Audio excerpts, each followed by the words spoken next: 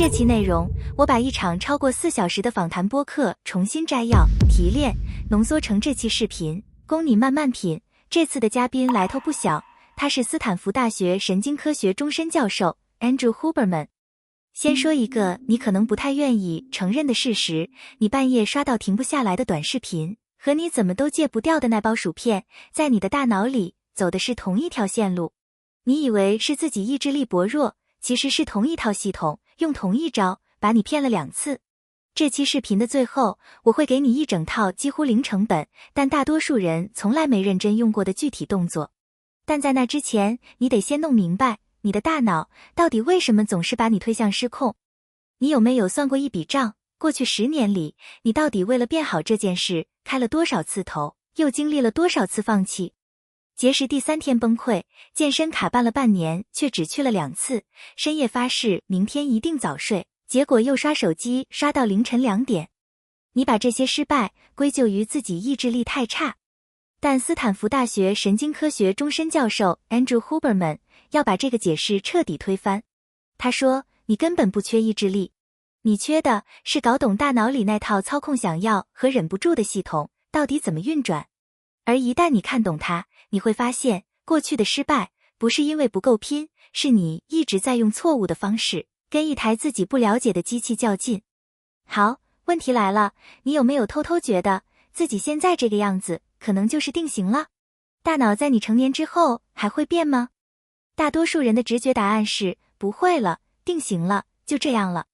这个认知统治了神经科学界几十年，而它是错的，而且错得离谱。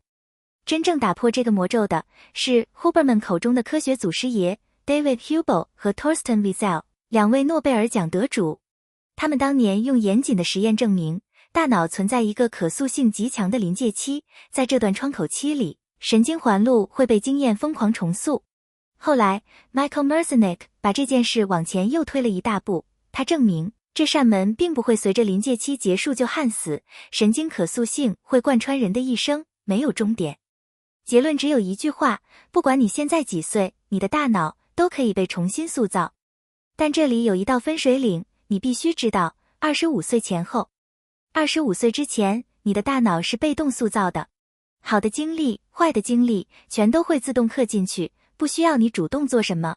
这也是为什么你10几岁时单曲循环的那首歌，到今天你还能一字不差地哼出来。不是因为那首歌有多特别，是因为那个年龄段，你大脑里的神经调质浓度高到离谱，随便一件小事都会被自动打上意义重大的标签，永久封存。25岁之后，游戏规则整个变了。成年人的大脑不会再帮你被动学习，你不可能靠把一本书放在床头就自动把知识吸收进去，你必须高度专注，还得保持清醒。只有在这种状态下，大脑才会释放多巴胺、肾上腺素、去甲肾上腺素这些神经递质，你的注意力才会真正收窄、聚焦，神经连接的重组才会被触发。而真正让这次重组落地生根的，是你睡着之后才发生的事。这一点，等下讲到睡眠的时候，我们还会再回来。这也解释了一个几乎所有人都困惑过的问题，为什么过了25岁，你会觉得自己学东西明显变慢了？答案不是脑子退化了，是你的生活一旦稳定下来，就再也没有人逼着你专注了。小时候，新老师、新同学、新规矩，天天在逼你调整、适应。长大之后呢？日子越舒适，大脑越没有理由改变自己，因为大脑的出厂设定就是极度省电，能不变，绝不变。所以真正的问题，从来不是我还能不能学，是你有没有主动把自己重新扔回那种需要全神贯注的处境里。而这里 Huberman 抛出了一个反直教导让人后背发凉的事实，恐惧是触发大脑改变最强的开关之一。因为恐惧会激活肾上腺素的大量释放，大脑会立刻把这段经历标记成这辈子都得记住的最高优先级。但好消息紧跟着来了，爱、兴奋、欣赏同样拥有这种改写大脑的力量。这也是为什么一个人一旦真正爱上一件事，学起来的速度会快得让身边人害怕。Huberman 强调，不是所有经历都会改变你的大脑，它极度省电，只在面对新威胁、新学习或撞上一次情感浓度爆表的经历时，才会真正启动改变。好，现在你知道了大脑怎么变。接下来是整场对话里最颠覆认知的部分。如果你以为只要想通了，下定决心了，坏习惯就能被甩掉，这位斯坦福教授要在这里直接拆穿这个幻觉。他说，人类从来不是靠一张清单记住自己是谁的，是靠一个故事。比如，我天生就是个管不住嘴的人，这句话之所以顽固到你怎么改都改不掉，根本不是因为它是事实，是因为它已经被你一遍又一遍地编织成了一个有头有尾、逻辑自洽、完整闭环的故事，深深嵌进了你的神经网络里。你的大脑会不惜一切代价去维护这个故事的真实性，哪怕代价是让你一次又一次破解。那怎么打破它？不是硬扛，也不是靠意志力跟自己死磕，是写下一个截然相反的故事。比如直接写，我其实是个很自律的人。你当然知道这句话现在是假的，但这个练习真正的价值恰恰就藏在这个假字里，它会往你原有的神经网络里硬塞进一堆新的矛盾和问题，打乱旧故事的自动化播放程序，从而给改变硬生生撬开一条缝。大多数人改习惯靠的是我要做到这种目标式口号，可口号喊得再响，骨子里还是旧故事里的自己，身体最后还是会把你拉回去。大脑的首要任务是维持故事一致性，不是帮你变好。真正管用的是先松动我是谁这件事，故事变了，行为才会跟着变。这位教授还给出了一个只需要5分钟，却极少有人真正用过的练习：恐惧设定。花5分钟，认真设想一下，如果我不改变，最坏的结果会是什么？有心理学研究发现，比起单纯的正能量可视化，也就是只想象自己成功之后有多爽，把最坏的结果也一起摆到台面上来看，反而更能推动人真正行动起来。这位教授还提醒了一个几乎所有人都会踩的坑，很多人以为把目标大声说出去是在给自己加压，事实恰恰相反。过早的把目标说出口，会让你的大脑提前享受到那种被认可、被期待的满足感，而这份满足感本该是留到你真正实现目标那一刻才释放的驱动力。你提前把它花掉了，等真正要去行动的时候，那股劲已经没了。接下来这一段是整篇内容里信息密度最高，也最颠覆认知的核心。如果说我是谁这个故事是从上层操控你行为的那套软件，那接下来这套机制就刻在硬件里，从最底层操控你一举一动的电路。它就是多巴胺。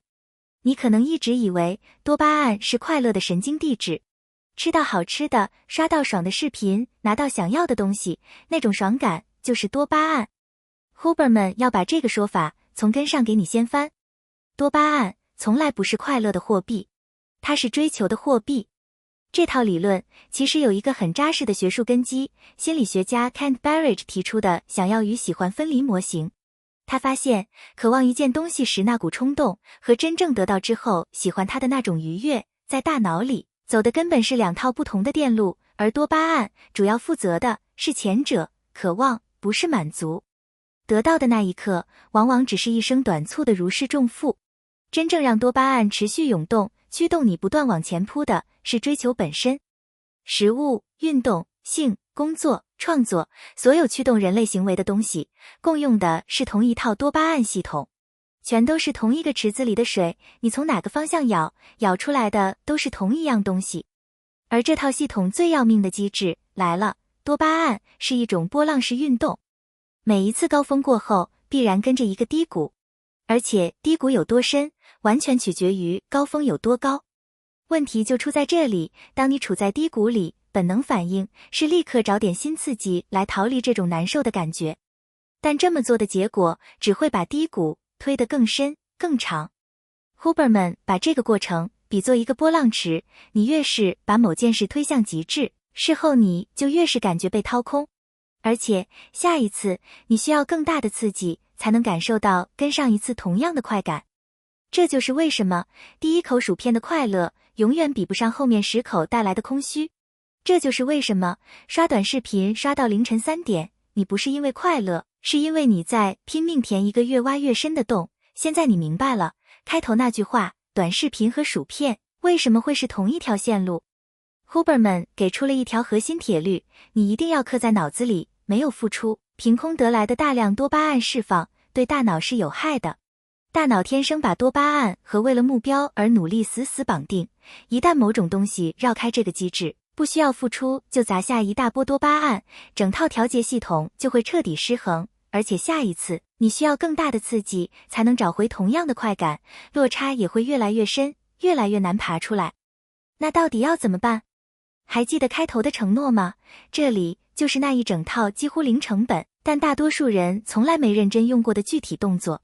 8个，一个不落，你现在就能开始。第一，睡眠。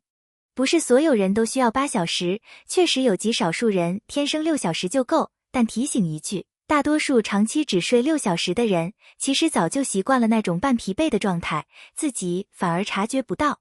与其只凭当天的感觉判断，不如拉长到1整周，看看自己的专注力和情绪稳不稳。